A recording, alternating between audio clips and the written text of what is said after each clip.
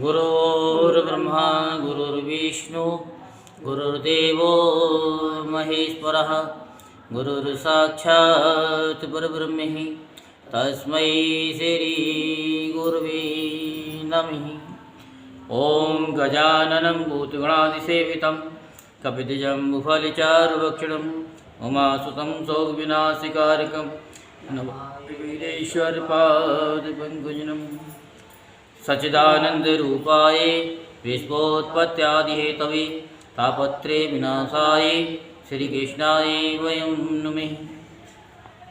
आज हम आपको श्रीमद्भागवत महापुराण के 10वें स्कंद का 36वां अध्याय सुनाते हैं। सो आप मन को एकाग्र करते हुए शांतिपूर्वक कथा को श्रवण करेंगे और धर्म लाभ प्राप्त करेंगे। अरिष्टासुर का उद्धार और कंस का श्री अक्रूर जी को ब्रज में भेजना, ये आज आपको सुनाया जाएगा। श्री सुखदेव जी कहते, परीक्षित, जिस समय भगवान श्री कृष्ण ब्रज में प्रवेश कर रहे थे और वहाँ आनंद उत्सव की धूम मची हुई थी, उसी समय अरिष्टासुर नाम का एक दैत्य बैल का रूप धारण करके आया। उसका ककुट, कंधे का पुट्टा या थुआ और डील डोल दोनों ही बहुत बड़े बड़े थे। वह अपने खुरों को इतने जोर से पटक रहा था कि उससे धरती कांप रही थी। वे बड़े जोर से गरज रहा था और पैरों से धूल उछालता जाता था। पूंछ खड़ी किए हुए था और सींगों से चार दीवारी खेतों की मेंढ आदि तोड़ता जाता था। बीच बीच में बार बार मूतता और गोबर छोड़ता जाता था। आंखें फाड़कर इधर उधर दौड़ रहा था। परीक्षित, उसके जोर से हक्कड़ने से, निष्ठुर गर्जना से भयवश स्त्री और गऊओं के 3-4 महीने के गर्भ सर्वत्र हो जाते थे और 5-6 महीने के गिर जाते थे। और तो क्या कहूँ, उसके ककुट को पर्वत समझकर बादल उस पर आकर ठहर जाते थे। परीक्षित, उस तीखे सींग वाले बैल को देखकर गोपियाँ और गोप सभी भयभीत हो गए। पशु तो इतने डर गए कि अपने रहने का स्थान छोड़कर भाग ही गए। उस समय सभी ब्रजवासी श्री कृष्ण हमें इस भय से बचाओ, इस प्रकार पुकारते हुए भगवान श्री कृष्ण की शरण में आए। भगवान ने देखा कि हमारा गोकुल अत्यंत भयातुर हो रहा है। तब उन्होंने डरने की कोई बात नहीं है, ये कहकर सबको ढाढ़स बंधाया और फिर वृषासुर को ललकारा, अरे मूर्ख महादुष्ट, तो इन गऊओं और ग्वालों को क्यों डरा रहा है?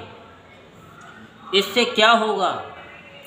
देख, तुझ जैसे दुरात्मा दुष्टों के बल का घमंड चूर चूर कर देने वाला ये मैं हूँ। इस प्रकार ललकार कर भगवान ने ताल ठोकी और उसे क्रोधित करने के लिए वे अपने एक सखा के गले में वहां डालकर खड़े हो गए।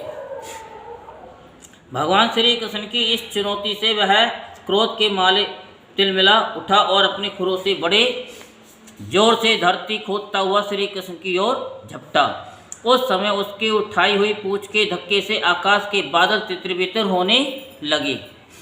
उसने अपने तीखे सींग आगे कर लिए, लाल लाल आंखों से टकटकी लगाकर श्री कृष्ण की ओर टेढ़ी नज़र से देखता हुआ वह उन पर इतने वेग से टूटा कि मानो इंद्र के हाथ से छोड़ा हुआ वज्र हो। भगवान श्री कृष्ण ने अपने दोनों हाथों से उसके दोनों सींग पकड़ लिए और जैसे एक हाथी अपने से भिड़ने वाले दूसरे हाथी को पीछे हटा देता है, वैसे ही उन्होंने उसे 18 पग पीछे ढकेल गिरा दिया। भगवान के इस प्रकार ढकेल देने पर वह तुरंत ही उठ खड़ा हुआ और क्रोध से चेत होकर लंबी लंबी सांसें छोड़ता हुआ फिर उन पर झपटा। उस समय उसका सारा शरीर पसीने से लथपथ हो रहा था। भगवान ने जब देखा कि वह अब मुझ पर प्रहार करना ही चाहता है, तब उन्होंने उसके सींग पकड़ लिए और उसे लात मारकर जमीन पर गिरा दिया।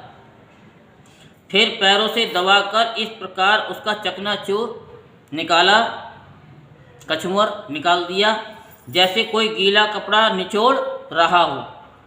इसके बाद उसी का सींग उठाकर उसको खूब पीटा, जिससे वह पड़ ही रह गया, यानी पड़ा ही रह गया।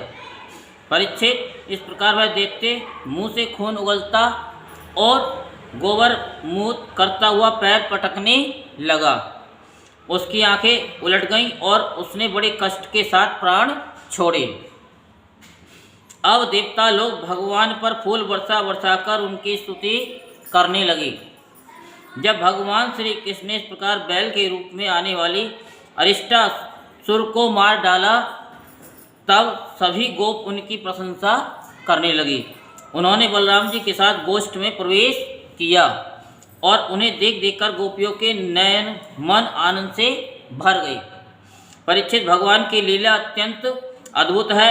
इधर जब उन्होंने अरिष्टासुर को मार डाला, तब भगवान में नारद, जो लोगों को शीघ्र से शीघ्र भगवान का दर्शन कराते रहते हैं, कंस के पास पहुँचे। उन्होंने उससे कहा, कंस, जो कन्या तुम्हारे हाथ से छूटकर आकाश में चली गई, वह तो यशोदा जी की पुत्री थी, और ब्रज में जो श्री कृष्ण हैं वे देवकी के पुत्र हैं। वहाँ जो बलराम जी हैं वे रोहिणी के पुत्र हैं।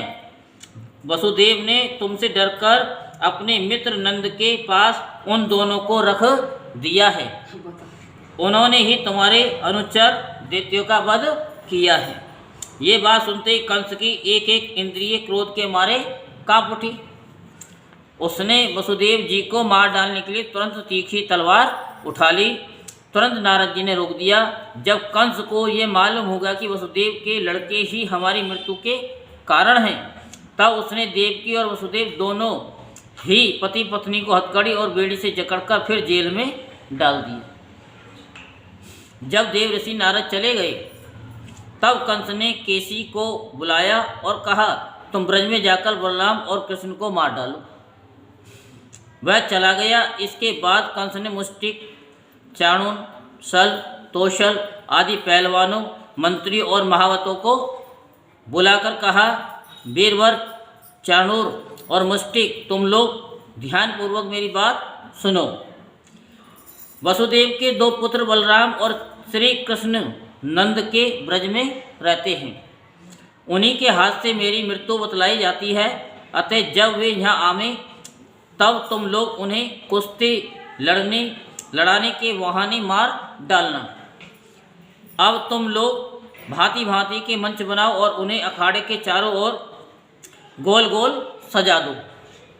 उन पर बैठकर नगरवासी और देश की दूसरी प्रजा इस स्वच्छंद दंगल को देखे। महावत, तुम बड़े चतुर हो। देखो भाई, तुम दंगल के घेरे के फाटक पर ही अपने कोल्य पीठ हाथी को रखना, और जब मेरे शत्रु उधर से निकलें, तब उसी के द्वारा उन्हें मरवा डालना। इसी चतुर्दशी को विधि पूर्वक धनुष यज्ञ प्रारंभ कर दो और उसकी सफलता के लिए वरदानी भूतनाथ भैरव को बहुत से पवित्र पशुओं की बलि चढ़ाओ। परीक्षित, कंस तो केवल स्वार्थ साधन का सिद्धांत जानता था, इसलिए उसने मंत्री, पहलवान और महावत को इस प्रकार आज्ञा देकर श्रेष्ठ यदुवंशी अक्रूर को बुलवाया और उनका हाथ अपने हाथ में लेकर बोला कि अक्रूर जी, आप तो बड़े उदार दानी हैं, सब तरह से मेरे आदरणीय हैं। आज आप मेरा एक मित्रोचित काम कर दीजिए, क्योंकि भोजवंशी और वृष्णिवंशी यादवों में आपसे बढ़कर मेरी भलाई करने वाला दूसरा कोई नहीं है। ये काम बहुत बड़ा है, इसलिए मेरे मित्र, मैंने आपका आश्रय लिया है। ठीक वैसे ही जैसे इंद्र समर्थ होने पर भी विष्णु का आश्रय लेकर अपना स्वार्थ साधता रहता है। आप नंदरायण के ब्रज में जाइए, वहाँ वसुदेव जी के दो पुत्र हैं, उन्हें इसी रथ पर चढ़ाकर यहाँ ले आइए। बस अब इस काम में देर नहीं होनी चाहिए। सुनते हैं विष्णु के भरोसे जीने वाले देवताओं ने उन दोनों को मेरी मृत्यु का कारण निश्चित किया है, इसलिए आप उन दोनों को तो ले आइए, साथ ही नंद आदि गोपों को भी बड़ी बड़ी भेंटों के साथ ले आइए। यहाँ आने पर मैं उन्हें अपने काल के समान कौल्यापीठ हाथी से मरवा डालूंगा। यदि वे कदाचित उस हाथी से बच गए तो मैं अपनी वज्र के समान मजबूत और फुर्तीले पहलवान मुष्टिक चाणू आदि से उन्हें मरवा डालूंगा। उनके मारे जाने पर वसुदेव आदि वृषणी भोज और दशारवंशी उनके भाई बंधु शोकाकुल हो जाएंगे, फिर उन्हें मैं अपने हाथों मार डालूंगा। मेरा पिता उग्रसेन यूँ तो बूढ़ा हो गया है, परंतु अभी उसको राज्य का लोभ बना हुआ है। ये सब कर चुकने के बाद मैं उसको, उसके भाई देवक को और दूसरे भी जो जो मुझसे द्वेष करने वाले हैं, उन सबको तलवार के घाट उतार दूंगा। मेरे मित्र अक्रूर जी, फिर तो मैं होऊंगा और आप होंगे तथा होगा इस पृथ्वी का अकंटक राज्य। जरासंध हमारे बड़े बूढ़े ससुर हैं और वानरराज द्विद मेरे प्यारे सखा हैं। सम्रासुर, नरकासुर और वाणासुर ये तो मुझसे मित्रता करते ही हैं, मेरा मुंह देखते रहते हैं। इन सबकी सहायता से मैं देवताओं के पक्षपाती नरपतियों को मारकर पृथ्वी का अकंटक राज्य भोगूंगा। ये सब अपनी गुप्त बातें मैंने आपको बतला दी हैं। अब आप जल्द से जल्द बलराम और कृष्ण को यहाँ ले आइए। अभी तो वे बच्चे ही हैं, उनको मार डालने में क्या लगता है। उनसे केवल इतनी ही बात कहिएगा कि वे लोग धनुष यज्ञ के दर्शन और यदुवंशियों की राजधानी मथुरा की शोभा देखने के लिए यहाँ आ जाएं। अक्रूर जी ने कहा, महाराज आप अपनी मृत्यु, अपना अरिष्ट दूर करना चाहते हैं, इसलिए आपका ऐसा सोचना ठीक ही है। मनुष्य को चाहिए कि चाहे सफलता हो या असफलता, दोनों के प्रति समभाव रखकर अपना काम करता जाए। फल तो प्रयत्न से नहीं, देवी प्रेरणा से मिलते हैं। मनुष्य बड़े बड़े मनोरथों के पुल बांधता रहता है, परंतु ये नहीं जानता कि देव ने, प्रारब्ध ने इसे पहले से ही नष्ट कर रखा है। यही कारण है कि कभी प्रारब्ध के अनुकूल होने पर प्रयत्न सफल हो जाता है तो वह हर्ष से फूल उठता है, और प्रतिकूल होने पर विफल हो जाता है तो शोकाग्रस्त हो जाता है। फिर भी मैं आपकी आज्ञा का पालन तो कर ही रहा हूँ। श्री सुखदेव जी कहते हैं, कंस ने मंत्रियों और अक्रूर जी को इस प्रकार की आज्ञा देकर सबको विदा कर दिया। तदंतर वह अपने महल में चला गया और अक्रूर जी अपने घर लौट आए। यहीं पर श्रीमद्भागवत महापुराण के 10वें स्कंद का 36वां अध्याय संपूर्ण होता है। बोल वृंदावन बिहारी लाल की जय, बोल बाके बिहारी लाल की जय। जय जय श्री राधे श्याम, जय जय श्री राधे श्याम, जय जय श्री राधे श्याम।